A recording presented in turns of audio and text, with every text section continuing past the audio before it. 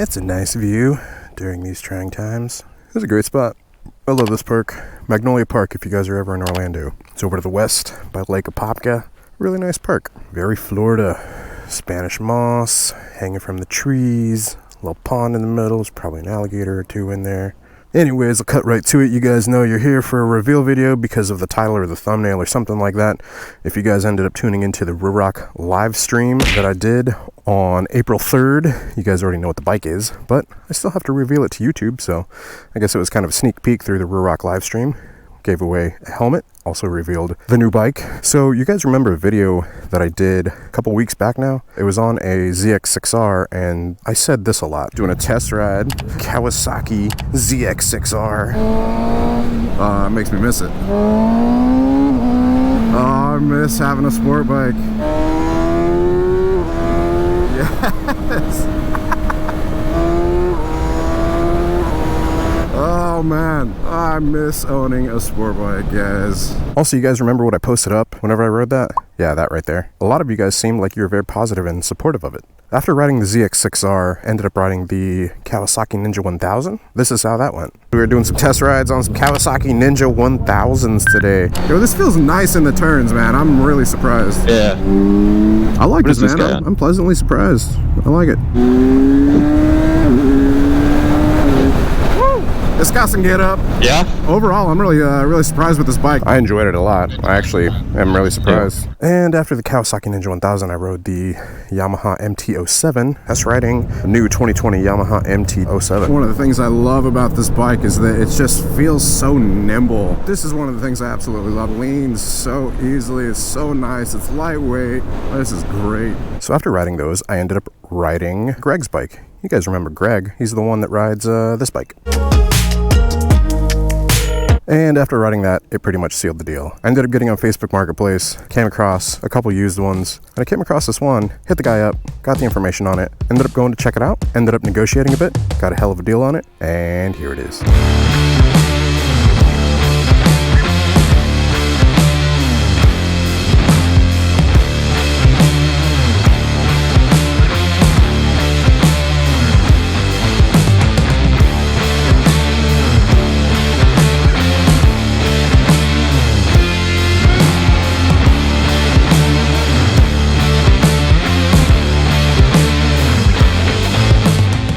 That's right, boys and squirrels. We got a 2010 Honda CBR 600RR. Anyways, going over this bike, I'm going to tell you guys a little bit about it. Like I said, found it on Facebook Marketplace, haggled with the guy a bit, made a hell of a deal on it. Why did I buy it? It's pretty self-explanatory. As you guys know, previously I have owned sport bikes. I owned a Yamaha R6, which is a 600cc super sport, and I also owned a Honda CBR 1000RR, which is a 1000cc super sport. So test riding the Kawasaki ZX6R, the Ninja 1000, the MT-07, and then riding Greg's CBR 600RR really got me kind of pushing back in this direction. It really made me miss having a sport bike, so I found this one. Hell of a deal on it. And you guys seem supportive of me throwing another bike into the mix, so here we are.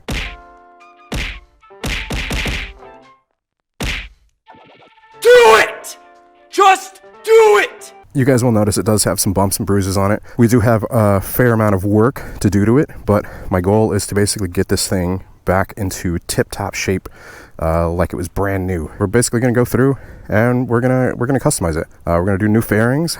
We're gonna do new exhaust, so full exhaust.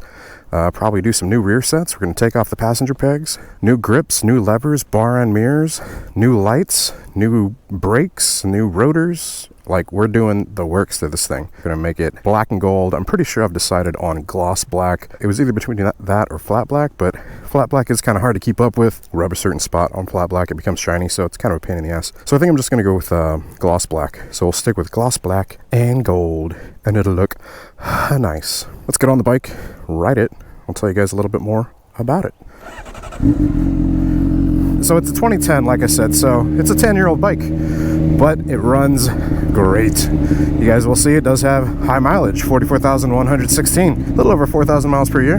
Good for them, out here doing some yogas or stretches or whatever that's called.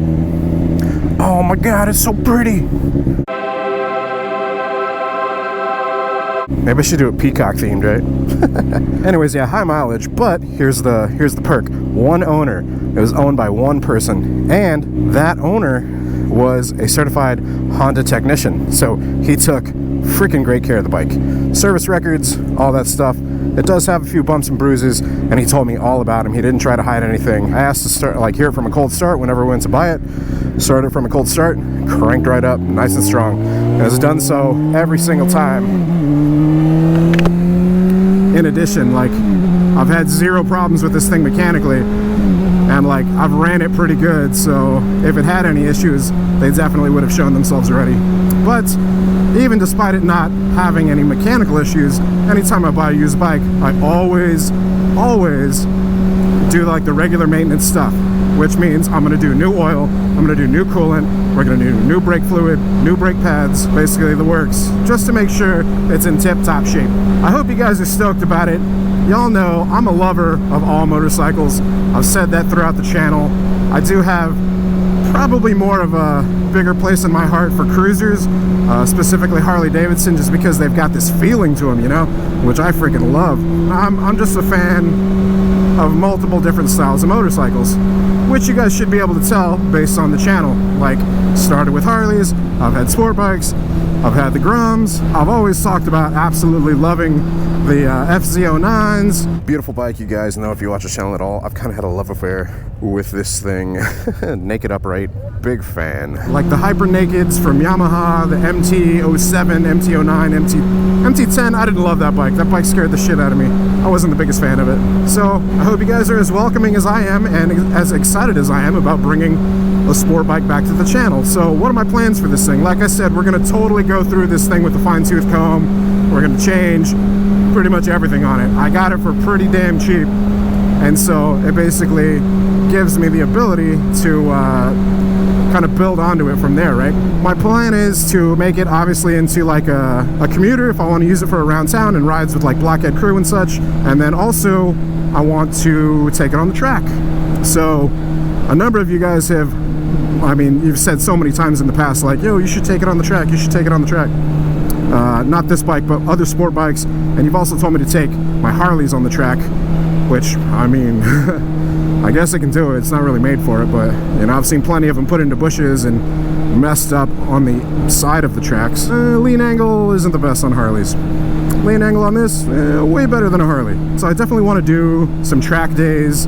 So that'll be an entirely new segment of the channel. It'll be an entirely new experience for me. I heard it's much safer because you're basically in an environment that is made for it.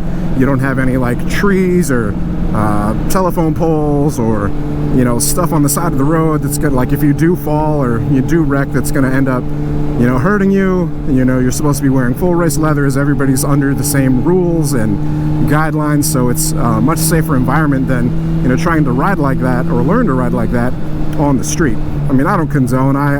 Obviously riding in these types of environments, in the twisties, going pretty fast is a lot of fun, but it's one thing. There's a time and a place for it, and I will ride more spiritedly time to time, but I'm also not that person that's gonna always go out there and be trying to be like a street Rossi. We'll take it to the track, but I'll ride it spiritedly on the road every now and then. Now, a lot of you guys might be worried about me because that's kind of the response that I've gotten from friends.